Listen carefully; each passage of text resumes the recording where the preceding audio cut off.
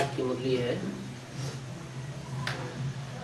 1 मई 1967 का प्रातः class.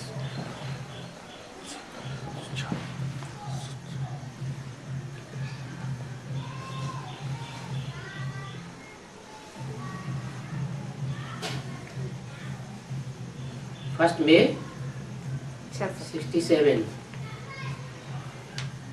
Morning class. Record चला है, बदल जाए दुनिया न बदलेंगे हम।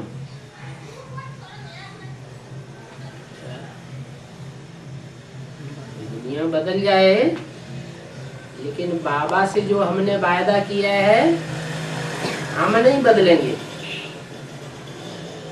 गीत की पहली लाइन में कुछ अर्थ है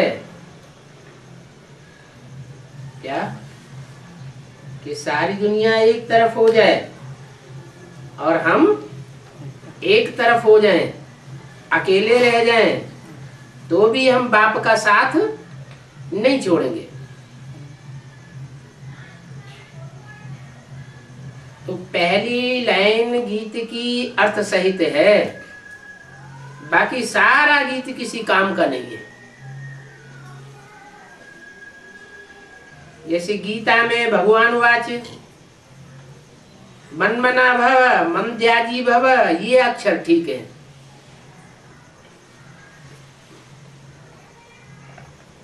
दो बातें गीता में खास बताई।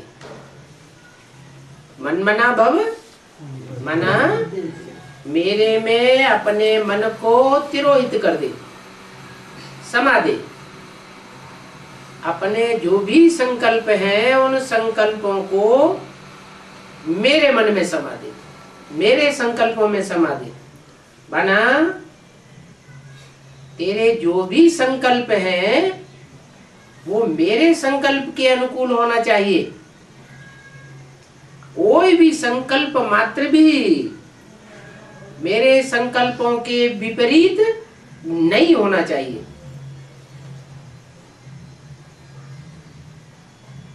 उसे कहेंगे मनमना भव। जब संकल्प मात्र भी विपरीत नहीं होंगे तो वाचा भी विपरीत नहीं चलेगी। और वाचा और संकल्प जब समान हो जाएंगे, बाप समान, तो कर्मेंद्रियां भी कंट्रोल हो जाएंगे। कोई भी कर्म ऐसा नहीं होगा जो श्रीमत के बरखिलाफ हो।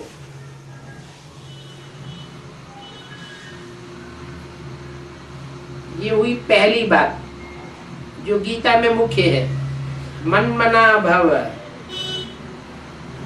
उसके बाद दूसरी बात आती है मद्याजी भव।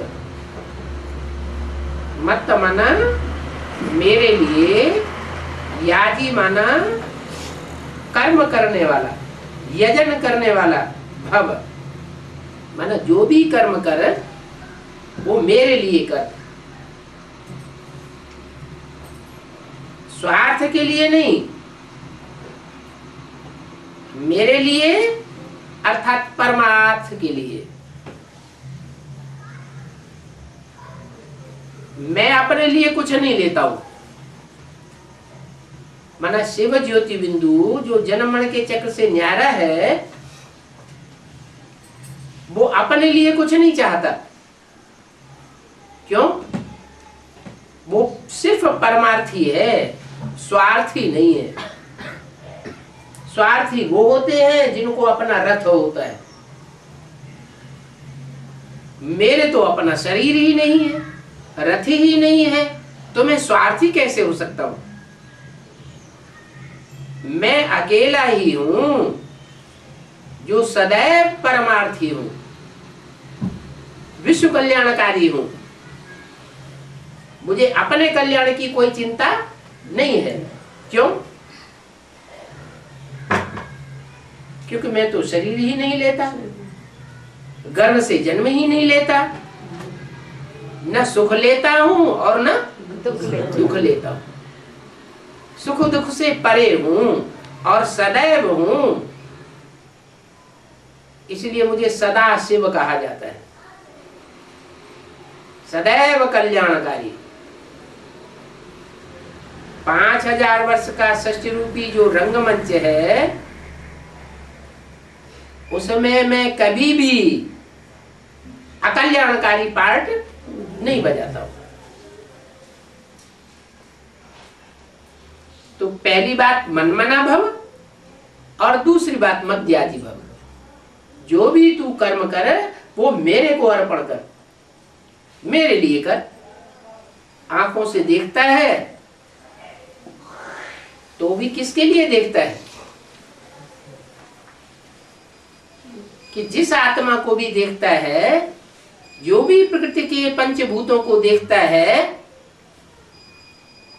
जो भी संबंधी को देखता है, वो दृष्टि में भाव रहे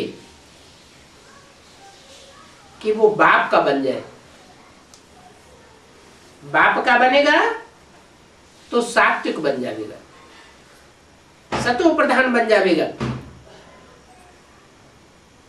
नई सृष्टि के लायक बन जाएगा। तो प्रकृति के 5 तत्व भी सात्विक बनेंगे और आत्माएं भी सात्विक बनेंगी। तो ये 2 अक्षर ठीक हैं गीता में, मनमना भव मद्याजी भव। बाकी सारी गीता में कुछ भी नहीं है, क्योंकि वो गीता मनुष्यों की लिखी हुई है। मनुष्य मन वाले होते हैं, उनका मन कभी स्थिर नहीं होता है, चंचल होता है। चंचल मन स्थिर हो ही नहीं सकता। तो अब तुम बच्चे जान गए। अभी भगवान किसको कहा जाता है, ये तुम बच्चों ने जाना है। क्या जाना है? भगवान किसको?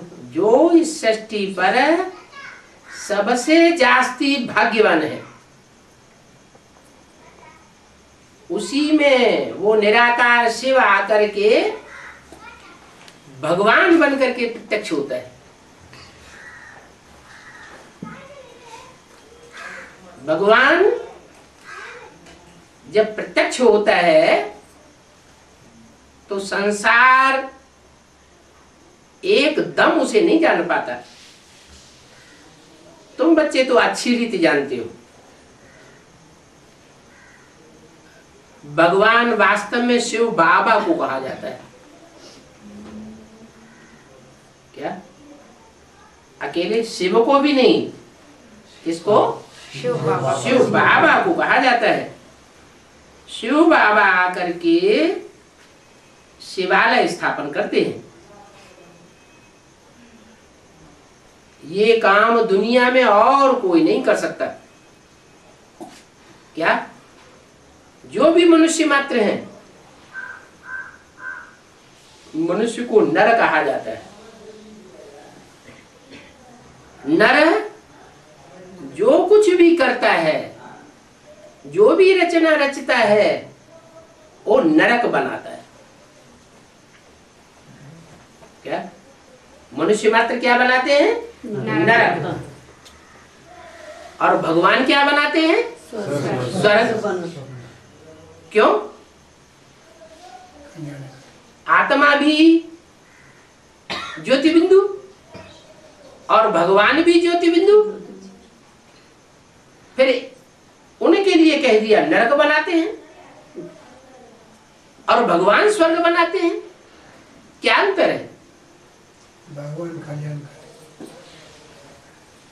भगवान अपने लिए कुछ भी नहीं लेता, निस्वार्थी है, परमार्थी है।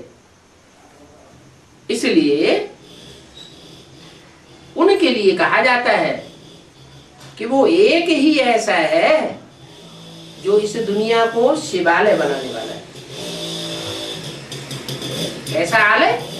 शिव आलय। शिव माना कल्याणकारी। कैसा घर बनाता है दुनिया को? कल्याणकारी घर बना करके जाता है, कल्याणकारी दुनिया बना करके जाता है। और जो भी मनुष्य मात्र हैं वो सब वैश्यालय बनाते हैं। क्या?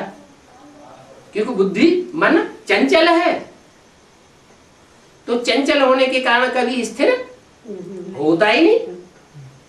जब तक भगवान बाप आकर ना आए बताए कि तुम नीचे गिर रहे हो, तुम दुख में जा रहे हो, तुम नरक में जा रहे हो, रौरव नरक में, तब हमारी बुद्धि में आता है कि अरे हम तो नीचे उतरते जा रहे हैं। नहीं तो दुनिया क्या समझती है, महलमाड़ियां अटारियां जो बनती चली जा रही है, उन्हें देखकर मनुष्य की बुद्धि में क्या बैठा हुआ है कि अरे ये दुनिया तो स्वर्ग बनती जा रही है। बाप कहते हैं ये स्वर्ग नहीं बनती है, ये तो माया का पांप है 100-200 वर्ष के अंदर का। वास्तव में मैं कोई अल्पकाल का स्वर्ग नहीं बनाता हूं, मैं तो लंबे समय का सुख देता हूं। 2500 वर्ष पूरे 21 जन्म तुम सुख में रहते हो।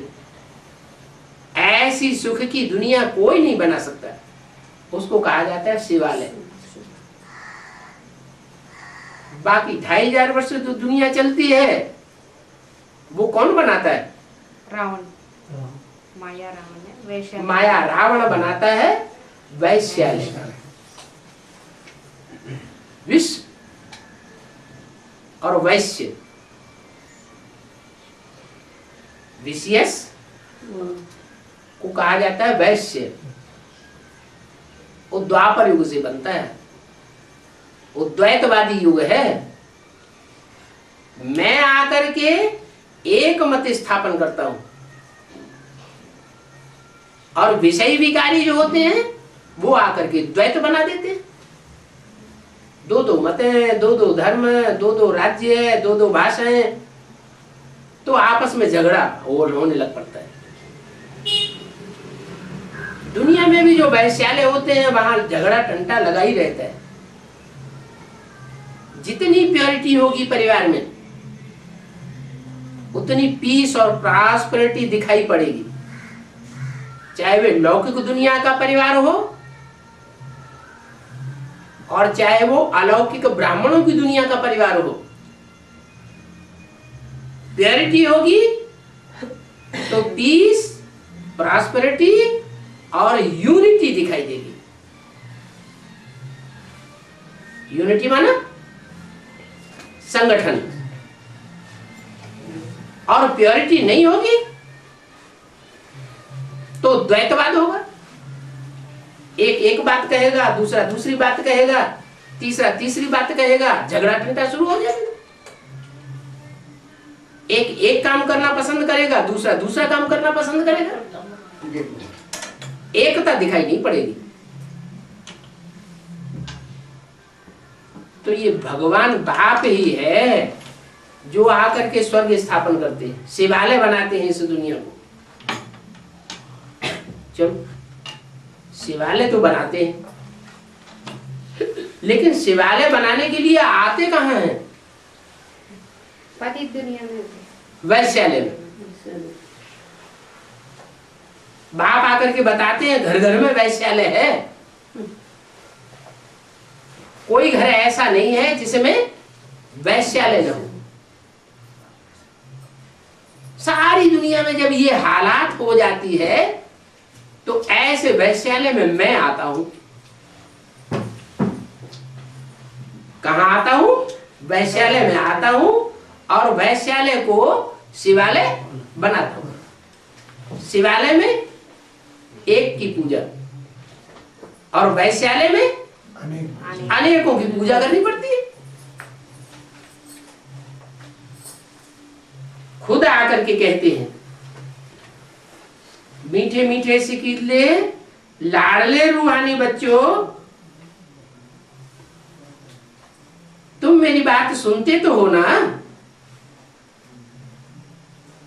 सुनती तो आत्मा ही है। क्या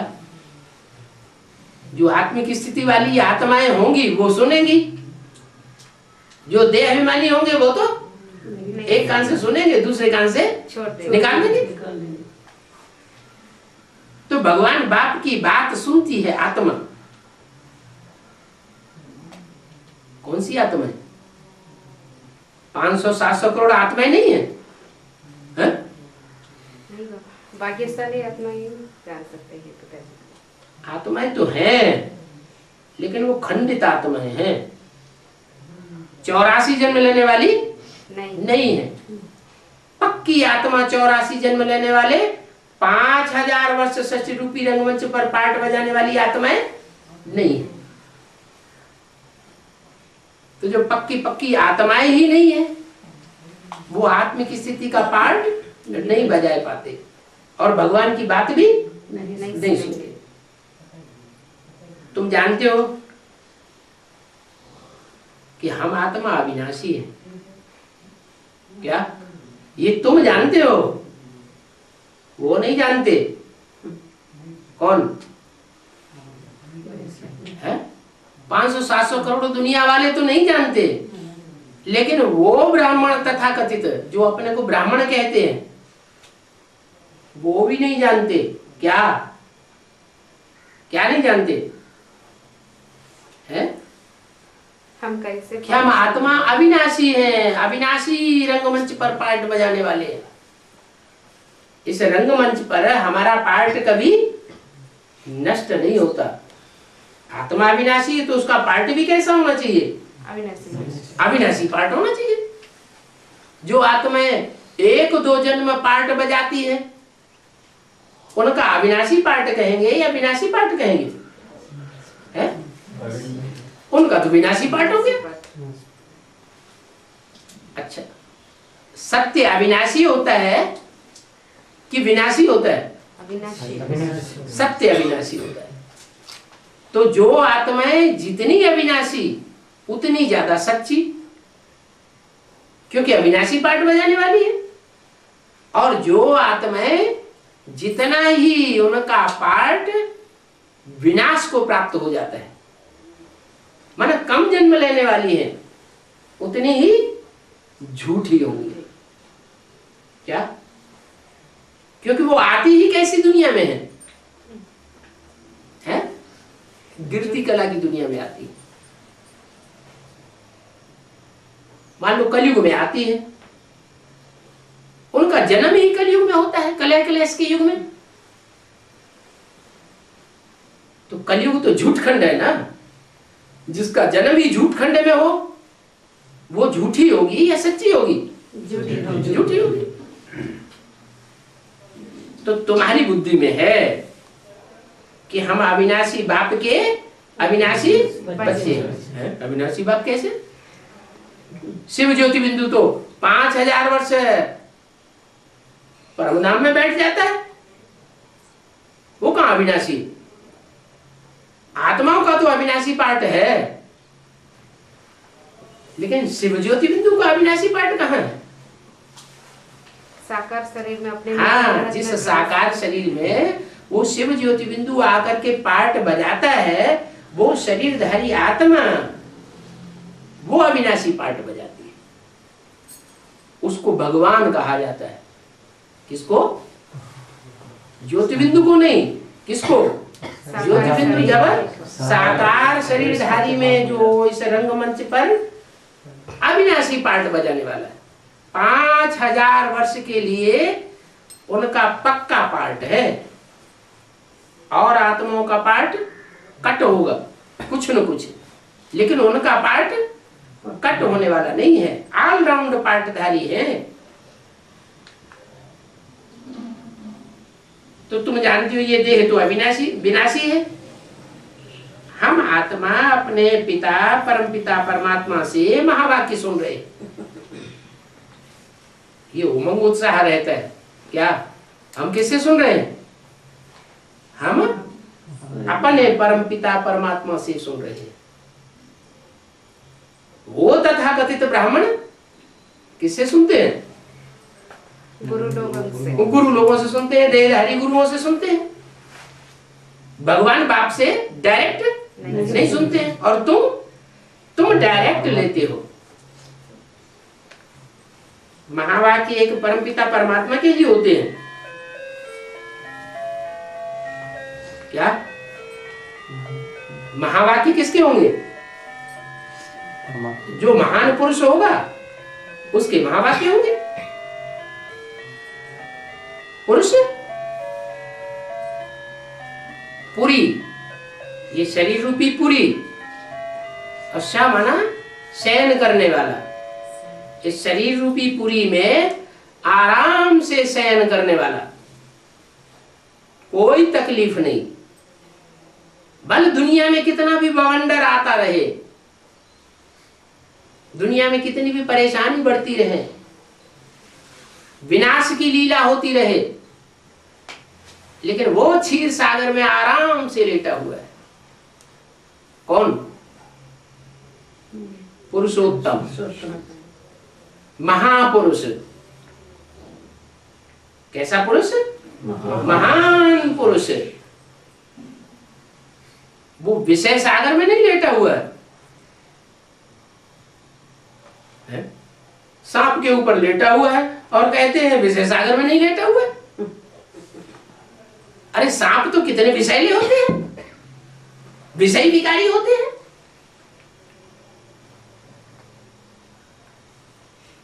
तो क्षीर सागर में क्यों दिखाते हैं? इसलिए दिखाते हैं कि उनके संसर्ग संपर्क में आने वाले जो सांप रहे हैं जन्म जन्मांतर के, वो भी सहयोगी बन जाते हैं, वो भी रक्षक बन जाते हैं। नहीं तो मनुष्य सांप से कितना डरते हैं, और वो शेषनाग को आराम की सैया बना करके सोते हैं।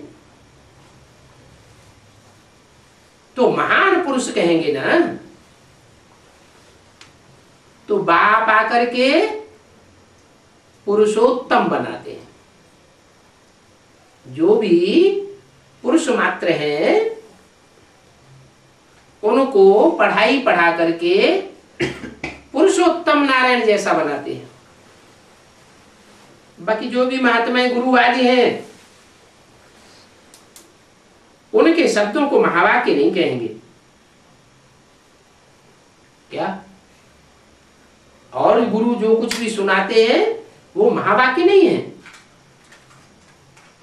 महान वाक्य सिर्फ महान ते महान पार्ट बजाने वाले पुरुषोत्तम नारायण के होते हैं।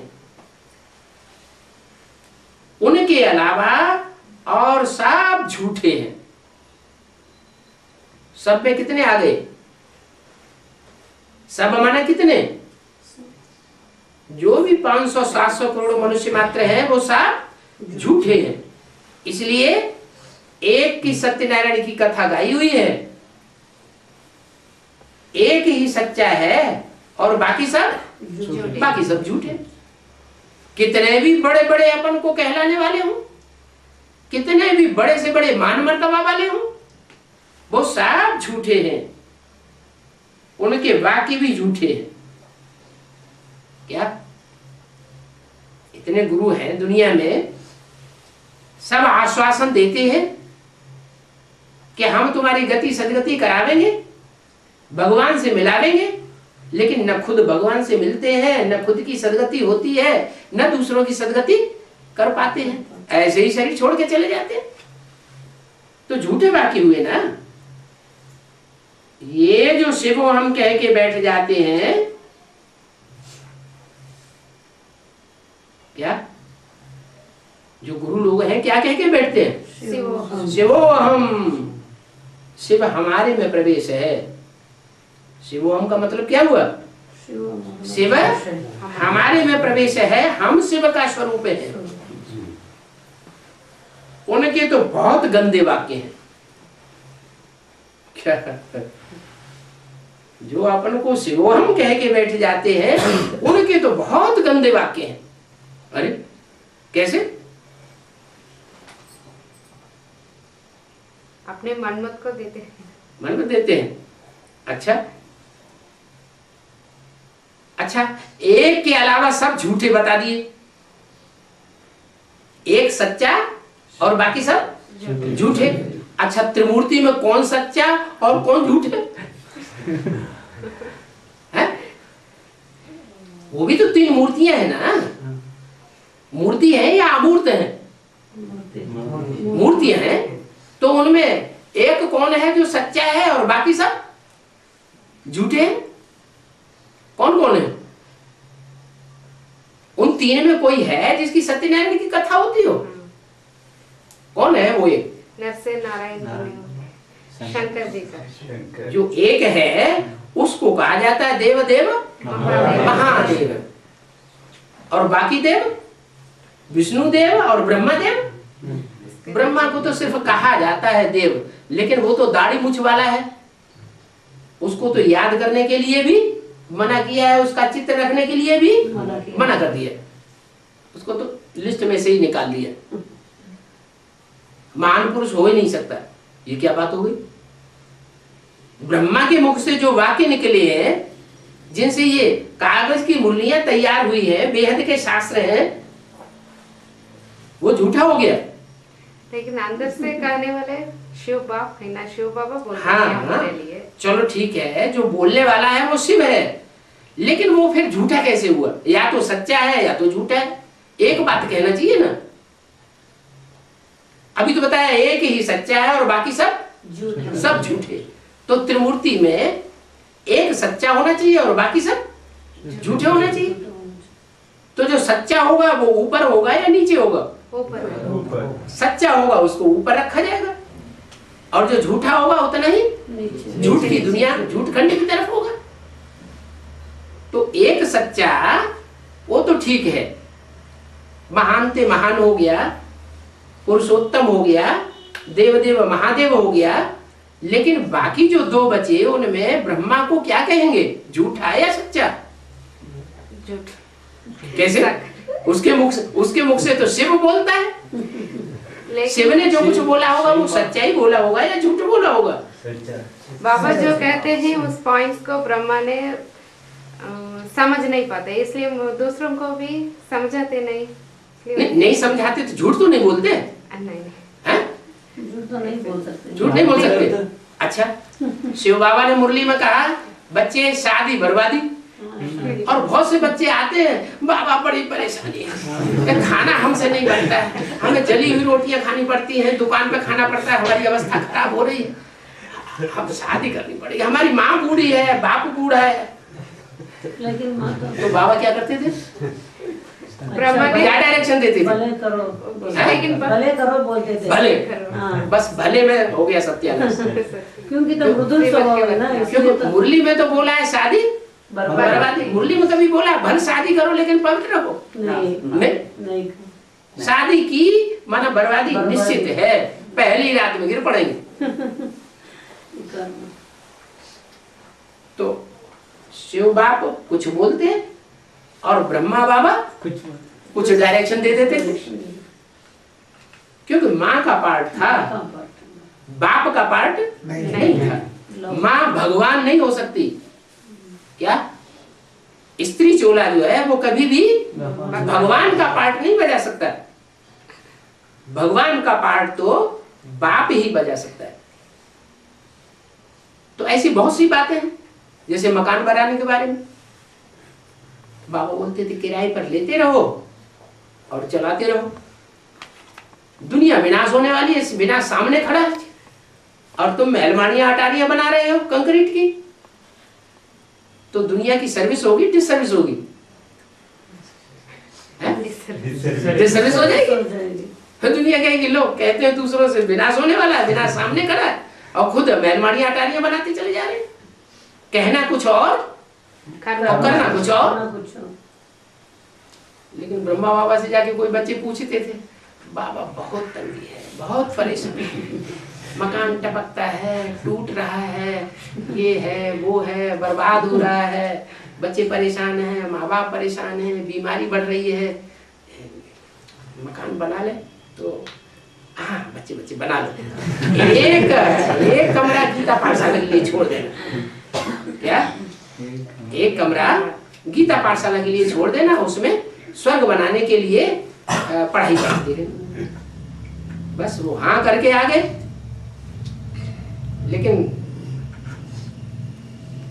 कहना और करना बहुत अंतर पड़ जाता है। ऐसे एक माथुर साहब है, दिल्ली के थे, उन्होंने भी बाबा से पूछा, बाबा ये परेशानी वो परेशानी, मकान बना लें। बाबा ने उनको जवाब दे दिया, बना लो, एक कमरा गीता पाठशाला के लिए छोड़ देना। वो खुद भी ज्ञान में नहीं, उनका परिवार भी ज्ञान में नहीं, और वो मकान में भी भिखारी गृहस्थी रह रहे। तो झूठा हुआ या सच्चा हुआ? ब्रह्मा भी झूठा हो गया। भले ब्रह्मा सो क्या बनता है? विष्णु बन जाता है, लेकिन ब्रह्मा भी झूठा है। एक सच्चा और बाकी सब झूठे। जो वैष्णो देवी का पार्ट बजाने वाली लक्ष्मी है, उसको झूठा कहे या सच्चा कहे? वो भी झूठे। क्यों? क्योंकि सती लक्ष्मी उसके द्वारा तो स्वर्ग के गेट का उद्घाटन होता है। ये कह रहा है, बाकी सब कुछ नंबर 1 झूठे है ना बाबा? है तो, लेकिन वो बात बताई जाए कि उन्होंने क्या झूठ बोला। यहाँ तो बोलने की बात हो रही, महावाक्यों की बात हो रही है कि किसके सच्चे महावाक्य और किसके झूठे महावाक्य। तो विष्णु के क्या झूठे महावाक्य?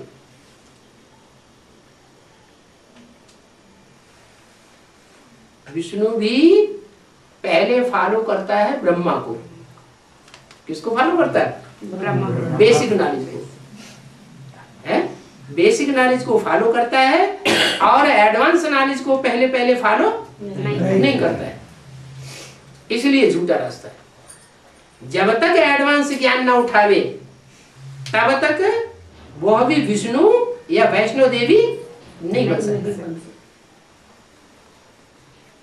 तो शिवो हम जो कहते हैं वो है बहुत डर्टी, गंदे। अरे ब्रह्मा ने कहा आपने को शिवो हम कहा? ब्रह्मा ने कहा शिवो हम कहा है? नहीं कहा। मुरली में ब्रह्मा ये बात स्वीकार करते थे कि मेरे अंदर शिव बाबा आता है। स्वीकार करते थे कि या नहीं करते थे? नहीं स्वीकार करते। मुरलियां पढ़ी है ना, तो मुरलियों में ब्रह्मा बाबा अपने को ये स्वीकार करते थे कि मेरे अंदर शिव बाबा आता है। शिव ज्योति बिंदु मेरे अंदर प्रवेश है, बाजू में बैठता है। मेरी आत्मा के बाजू में शिव ज्योति बिंदु बैठता है। इस बात को ब्रह्मा की सोल स्वीकार करती थी या नहीं करती थी? करती थी। स्वीकार करती थी। तो शिवो हम कह के बैठना नहीं हुआ है? इसको शिवो हम कह के बैठना नहीं कहेंगे। अपन को ये समझ लेना कि मेरे अंदर शिव आता है, माने मैं ही शिव का साकार रूप हूं। गीता का भगवान कौन हुआ है? शिव बाबा, बिंदी रूप में शिव बाबा। शिव बाबा। तो दादा लेखराज की बुद्धि में क्या था? अपने को ही गीता का भगवान समझ रहे। अपने को ही गीता का भगवान समझ लिया ना। 63 जन्म शास्त्र पढ़ते पढ़ते बुद्धि में क्या बैठा? उनकी बुद्धि में क्या बैठा? 63 जन्म। गीता का भगवान कौन? कृष्ण। अच्छा, 500 करोड़ मनुष्य आत्माओं में से सबसे ज्यादा किसकी बुद्धि में बैठेगा? पक्का 63 जन्म की गीता का भगवान कृष्ण है। कृष्ण की बुद्धि, कृष्ण की आत्मा की बुद्धि में बैठेगा या दूसरों की बुद्धि में बैठेगा? कृष्ण। जो कृष्ण की आत्मा वो 63 जन्म ये पक्का करती रही गीता का भगवान कृष्ण। और इधर यज्ञ में आने के बाद ये पक्का हो गया कि मेरे अंदर शिव बाप आते हैं। तो साकार रूप गीता के भगवान का कौन हुआ? उन्होंने किसको समझा? अपने को समझ। अपने को समझा। इसलिए जब मुरली में बोला कि ब्रह्मा का चित्र भी नहीं रखना है, तो बाबा को अपोजिशन करना चाहिए या नहीं करना चाहिए? करना चाहिए। लेकिन उनके रहते रहते क्या हुआ? चित्र रखे थे। ढेर सारे चित्र ब्रह्मा के बना दिए गए। अब बाबा ने मना नहीं किया। इसका मतलब क्या हुआ? कि अपन को स्वीकार कर लिया कि मेरे चित्र को भी अगर याद करेंगे तो शिव बाबा याद आ जाएगा। बल मुरली में बोला है कि इनका चित्र भी नहीं रखना, अगर चित्र रखेंगे तो पतित बन पड़ेंगे।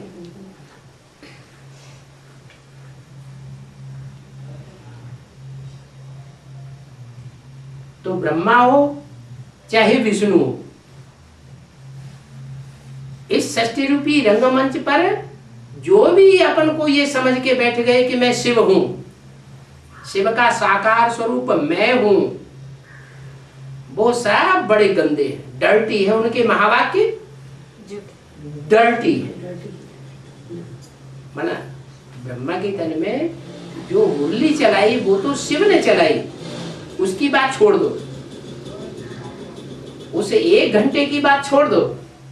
इसके अलावा अगर अलग से कहीं किसी ने मत दी या ब्रह्मा से मत ली, तो उल्टी मत ली या सीधी मत ली, उल्टी मत हो जाती। क्योंकि शिव ज्योति बिंदु सदैव तो प्रवेश नहीं करता।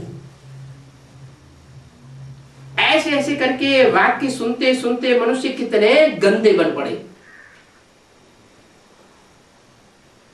ब्रह्मा के मुख से जो वाक्य सुनाए वो ब्रह्मा की आत्मा ने समझे?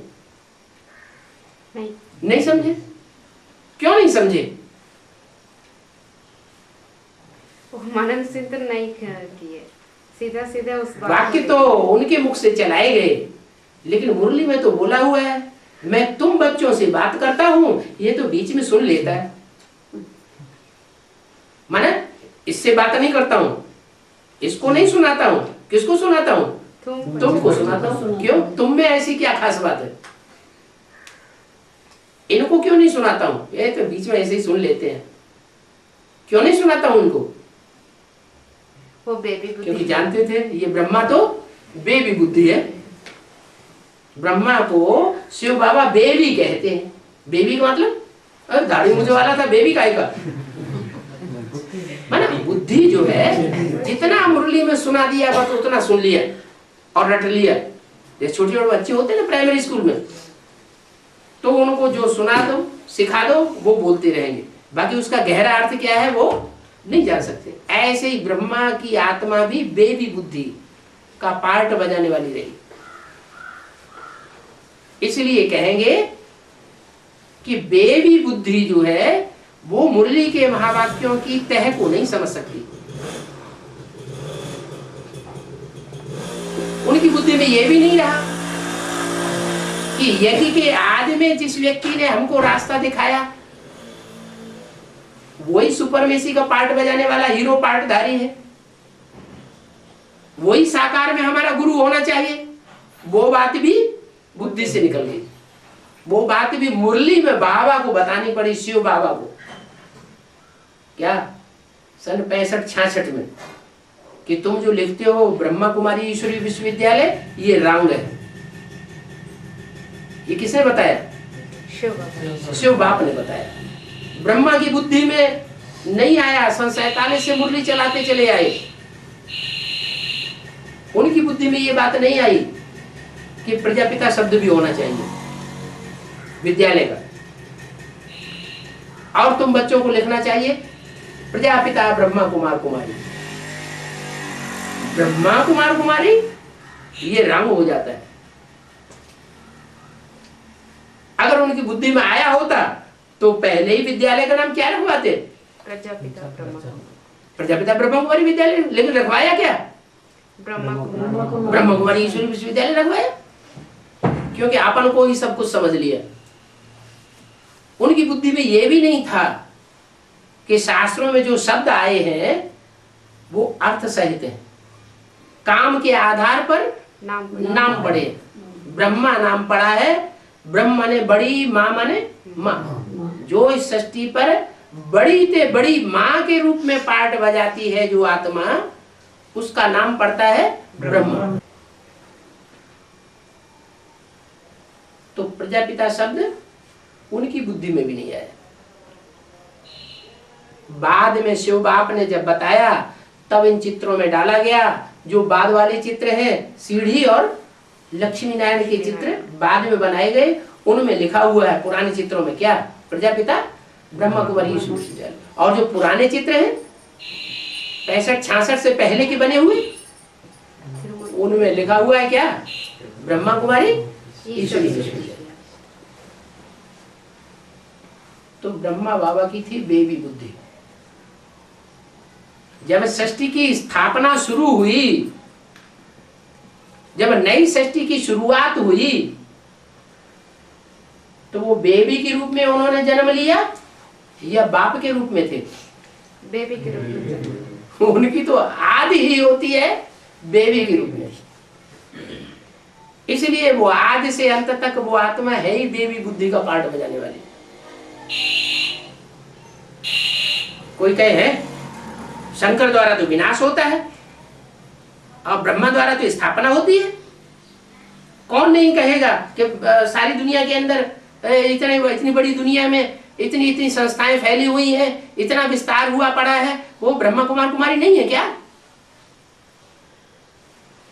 ये ब्रह्मा कुमारी ईश्वरी विश्वविद्यालय स्थापन नहीं हुआ क्या? हुआ तो ब्रह्मा तो हुआ, बिना ब्रह्मा के ये ब्रह्मा कुमारी ईश्वरी विश्वविद्यालय बन गया क्या? ब्रह्मा तो हुआ,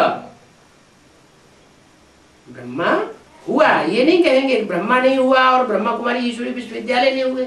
वो तो संसार में फैले हुए हैं, मानना ही पड़ेगा, लेकिन वो परिपूर्ण नहीं है। क्या परिपूर्ण नहीं है? अगर परिपूर्ण होता तो बाबा ने मुरली में जो बोला हुआ है कि तुम बच्चे लिखो आध्यात्मिक ईश्वरी विश्वविद्यालय, क्या आध्यात्मिक ईश्वरी विश्वविद्यालय, वो शब्द हटा दो।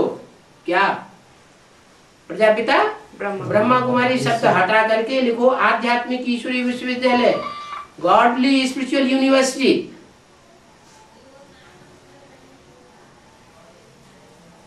आगे चल करके सबको लिखना पड़ेगा, सब सेंटर्स पे लिखना पड़ेगा आध्यात्मिक ईश्वरी विश्वविद्यालय, गॉडली स्पिरिचुअल यूनिवर्सिटी। तो इस बात को क्या समझा गया? वो ब्राह्मण भी इस बात को समझ रहे हैं? नहीं समझ सकते। इसलिए बोला कि ये ब्रह्मा जो भी कहते हैं, जो भी सुनते हैं और जो भी सुनाते हैं अलग से, मुरली सुनाने के अलावा, वो सब डर्टी बातें हो जाती हैं, क्योंकि खुद बुद्धि से समझते नहीं कि असलियत क्या है इस ज्ञान की। अभी ये महावाक्य सुनने से तुम फूल बन रहे हो। कौन से महावाक्य? अभी यह महावाक्य सुनने से तुम फूल बनते हो। कौन से महावाक्य सुनने से फूल बनते हो? शिव बाबा के महावाक्य। शिव बाबा के महावाक्य क्या मुरली में नहीं सुनाए गए सन 18 जनवरी 1969 तक? लेकिन बाप के रूप में अभी आकर सुनाए गए, लेकिन माँ के रूप में महावाक्य निकले, वो वाक्य निकले। उनको महावाक्य इसलिए नहीं कहेंगे कि उनका अर्थ किसी ने जाना ही नहीं। जो सही अर्थ है वो सही अर्थ कोई नहीं जाना। तो फूल कोई बना क्या? नहीं बना। 69 18 जनवरी तक कोई फूल बना क्या? नहीं फूल तो कोई बना नहीं है, सब कांटे के कांटे, कांटों का जंगल और ही बड़ा हो गया। तो देखो कांटे और फूल में कितना बड़ा अंतर है। कांटे होते हैं दुखदाई और फूल होते हैं खुशबू देने वाले, सुखदाई। अभी तुम बच्चे जानते हो कि हमको कोई मनुष्य नहीं सुनाई रहा है, क्या? अच्छा, ब्रह्मा के द्वारा जब सुनाते थे तो सुनने वाले नहीं जानते थे क्या? ब्रह्मा के द्वारा जब सुना रहे थे तो जो सुनने वाली सभा थी वो ये नहीं जानती थी कि हमको भगवान सुना रहे हैं। ऐसे समझते थे, लेकिन वो भगवान का शब्द हाँ, नहीं। जानते तो थे कि भगवान सुना रहे हैं, शिव की सोल ब्रह्मा के तन में आके सुना रही है, लेकिन वास्तव में भगवान उनके द्वारा नहीं सुना रहे थे। क्यों नहीं सुना रहे थे? भगवान के द्वारा तो सुना रहे थे। भगवान जब सुनाता है तो उत्थान होता है या पतन होता है? उत्थान होता है। तो क्या 69 तक उत्थान नहीं हुआ? स्वभाव संस्कार जो है वो परिवर्तन नहीं हुए उस समय ब्राह्मणों के। ब्राह्मण नहीं बने क्या? शुद्ध से ब्राह्मण बने, लेकिन शुद्ध से ब्राह्मण तो बने, लेकिन द्विजन्मा नहीं बने। क्या? ब्राह्मण को क्या कहते हैं? द्विज। द्वि माने दूसरा, दो, और ज माने जन्म। दो जन्म लेने वाले ब्राह्मण पक्के नहीं बने। द्विज कब बनते हैं? जब यज्ञोपवीत धारण करते हैं तो कहते हैं द्विज। जब तक यज्ञोपवीत धारण नहीं किया है तब तक उसको द्विज नहीं कहा जाता, माने दूसरा जन्म नहीं हुआ। तो पहला जन्म माँ के द्वारा होता है, ब्रह्मा के रूप के द्वारा ब्राह्मण जन्म, लेकिन वो कच्चे ब्राह्मण हैं, पक्के ब्राह्मण उनको नहीं कहेंगे। फिर जब वही सुप्रीम सोल शिव शंकर में प्रवेश करके उन ज्ञान की वाणियों का क्लैरिफिकेशन देते हैं और बच्चों की बुद्धि में बात बैठती है तो उनको कहा जाता है द्विज, माने दूसरा जन्म मिल गया। ये पक्के ब्राह्मण हुए, कहेंगे पक्के ब्राह्मण हुए, लेकिन पक्के ब्राह्मण भी तब कहा जाएगा जबकि वो पक्का काम करके दिखाएं। क्या? रुद्र यज्ञ रचते हैं तो जो रुद्र यज्ञ रचते हैं उसका रुद्र यज्ञ नाम क्यों रखा? ब्राह्मण यज्ञ नाम क्यों नहीं रखा? रुद्र के द्वारा काम खत्म, क्योंकि रुद्र के द्वारा ही, रुद्र गणों के द्वारा ही वो यज्ञ की संपूर्ण आहुति होती है, ब्राह्मणों के द्वारा नहीं होती। तो अभी तुम बच्चे जानते हो हमको कोई मनुष्य नहीं सुनाई रहा है, ब्रह्मा के द्वारा भी सुनाते थे, लेकिन वो तो जो सुनने वाले थे उनकी बुद्धि में बात बैठी ही नहीं कि ब्रह्मा के रूप में भगवान भगवान नहीं होता, भगवान का पार्ट नहीं बजाता। ब्रह्मा तो मनुष्य रूप है, देव रूप नहीं है। भगवान तो मनुष्यों को देवता बनाने के लिए आता है। क्या? ब्रह्मा के द्वारा शूद्र से ब्राह्मण तो बने नंबरवार पुरुषार्थ अनुसार, लेकिन देवता फूल कोई नहीं बना। देवता बनाने का कार्य फिर ये second machinery, double machinery. Brahma के द्वारा ब्राह्मण, फिर शंकर के द्वारा ब्राह्मणों को देवता बनाया जाता है। डॉक्टर ही डॉक्टर बनाएगा, इंजीनियर बनाएगा। ऐसे थोड़े खुद इंजीनियर हो और दूसरों को इंजीनियर बना दे। वकील बनाएगा, खुद वकील ना हो दूसरे को बैरिस्टर बना दे, जज बना दे। ऐसे हो सकता है क्या? नहीं। तो देवताओं को देवता बनाने के लिए भगवान को वो रूप धारण करना पड़ता है स्वतः ही। जिस तन में प्रवेश करता है उसको पहले नर से नारायण बनाता है। इसलिए मुरली में बोला सबसे अच्छा पुरुषार्थ है नारायण को याद करो। अगर बुद्धि में ये पक्का पक्का बैठ गया कि ये विश्व का मालिक नारायण बनने वाला है, तो उसको याद करेंगे तो हम भी कैसे बन जाएंगे? नारायण, नर से नारायण। जहाँ पुरुषार्थ वैसा करेंगे तो हम भी वैसे बन जाएंगे, नहीं तो नंबर 1 बन जाएंगे। तो तुम्हारी बुद्धि में है कि इस रथ पर शिव बाबा विराजमान है, क्या? इस रथ पर कौन विराजमान? शिव। शिव नहीं, कौन विराजमान? शिव बाबा। ये क्यों कहा? शिव विराजमान है या शिव बाबा विराजमान है? शिव बाबा क्यों? अब ब्रह्मा के तन में शिव विराजमान था या शिव बाबा विराजमान था? शिव। ब्रह्मा के तन में तो कहेंगे हाँ शिव विराजमान था, शिव बाबा नहीं था। और अभी है? अभी शिव बाबा विराज कैसे? है? मुकर्रर रथ में प्रवेश। हाँ, जो यज्ञ के आदि में था, जिसके द्वारा ज्ञान का बीजारोपण यज्ञ के आदि में किया था, वही आत्मा अभी दोबारा जन्म लेकर के आती है, जिसके लिए मुरली में बोला है कि इस सृष्टि पर सदाकाल कोई चीज कायम होती नहीं। एक शिव बाबा ही है जो इस सृष्टि पर सदा कायम है। तो कौन हुआ शिव बाबा? वही यज्ञ की आदि वाली आत्मा जिसके द्वारा ज्ञान का बीजारोपण किया था, वही प्रजापिता जो सारी सृष्टि का बीज है, वही दोबारा जन्म लेकर के फिर यज्ञ में आती है। तो इसलिए बोला कि अभी तुम्हारी बुद्धि में है कि इस रथ पर शिव बाबा विराजमान है। शिव क्या हुआ? बाबा के रूप में हो गया, वो भी आत्मा ही है। क्या? वो भी आत्मा ही है, परंतु उनको कहा जाता है परमात्मा। विराजमान है, उनको क्या कहा जाता है? परमात्मा। माने परम पार्टधारी है, छोटा मोटा पार्ट नहीं बजाती है। परम माना बड़े ते बड़ा पार्ट, महान ते महान पार्ट, परे ते परे पार्ट, इसको कहते हैं हीरो पार्टधारी। ऊंच ते ऊंच रहने वाला परमात्मा है। क्या?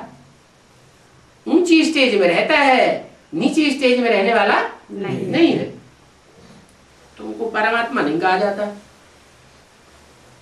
क्या? तुमको परमात्मा नहीं कहा जाता। किसको परमात्मा कहा जाता है? जो ऊंच ते ऊंच पार्टधारी है, हीरो पार्टधारी है, उसको परमात्मा कहा जाता है। परमपिता नहीं कहेंगे उसको? नहीं। क्यों? परमपिता क्यों नहीं कहेंगे? सब मनुष्यों का पिता नहीं है? इब्राहिम, बुद्ध, क्राइस्ट, गुरु नानक आदि का पिता नहीं है? वो बापों का बाप है? बापों का बाप। हाँ, इब्राहिम, बुद्ध, क्राइस्ट जो भी धर्म पिता बाप हैं, उन सब का बाप है प्रजापिता। वो तो ग्रैंड से ग्रैंड फादर। फिर भी प्रजापिता के बाप शिव बाप है ना, इसलिए वो भी परम पिता। हाँ, उनको परम पिता कहेंगे, जो प्रजापिता का भी पिता है, वो है परम पिता। लेकिन वो परम पिता भी तब इस सृष्टि पर प्रत्यक्ष होता है जब परम पार्टधारी आत्मा में प्रवेश करे। इसलिए परम पिता पहले, फिर परमात्मा। क्या कहते हैं? परम पिता परमात्मा, शिव भगवान वाज।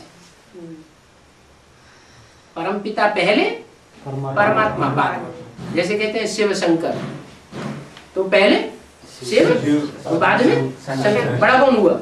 शिव बड़ा हो गया, वो बाप है, वो फिर भी उस बाप का ज्योति बिंदु बच्चा है। तो तुमको परमात्मा नहीं कहा जाता, उनको परमात्मा कहा जाता है। अभी पतित आत्माएं कहती हैं कि हे परमपिता परमात्मा आओ। कौन बुलाते हैं? पतित आत्माएं बुलाती है कि हे परमपिता परमात्मा आओ। अकेले नहीं आओ, परमपिता आओ सो नहीं। क्या? परमपिता परमात्मा आओ। अच्छा, अभी ब्राह्मणों की दुनिया में जो बुलाते हैं वो पतित आत्माएं हैं। अच्छा, बेसिक नॉलेज में तो बुलाते ही हैं, गुलजार दादी की तन में कि आओ, भगवान समझ के बुलाते हैं।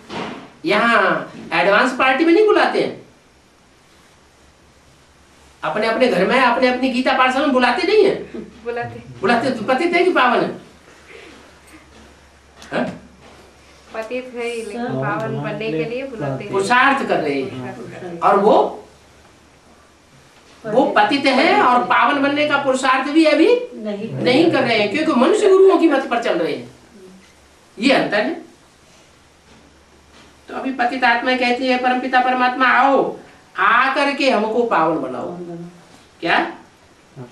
आकर के पावन बन आकर के, पावन फिर आकर के ज्ञान सुना के नहीं चले जाओ। पावन क्या करो? पावन आकर के हमको पावन बना के ले जाओ। माने आने मात्र से काम नहीं चलेगा। पावन बनने से आने के बाद ऐसा ज्ञान सुनाओ कि हमारी बुद्धि में ज्ञान बैठे और फिर हम भगवान को पहचाने, माया को पहचाने। माया को नहीं पहचानेंगे, भगवान को नहीं पहचानेंगे, तो संग किसका कर लेंगे? माया रावण का ही संग कर बैठेंगे, क्योंकि पहचान नहीं है। तो पहचान दो। पहचान माना ज्ञान, ज्ञान माना जानकारी। पहली बात ज्ञान जानकारी दो, और फिर ज्ञान जानकारी देकर के ही नहीं चले जाओ। जैसे वो ब्राह्मण समझते हैं क्या कि 18 जनवरी 1969 तक बाबा ने हमको ज्ञान दिया और ज्ञान देके चला गया। ऐसे नहीं, आकर के पावन बना के हमको साथ ले जाओ। और मुरली में बोलते भी है, मैं तुम बच्चों को साथ लेकर के जाऊंगा, साथ रहेंगे, साथ खावेंगे, साथ पिएंगे, साथ खेलेंगे, श्वास और श्वास साथ निभावेंगे, और फिर साथ में लेकर के जाएंगे। तो ऐसे नहीं कि भगवान ज्ञान आकर के सुना करके चला जाता है और फिर स्वर्ग हम बनाते रहते हैं। नहीं, भगवान आता है, पतितों को पावन बनाता है और पावन दुनिया स्थापन करके जाता है। ओम शांति।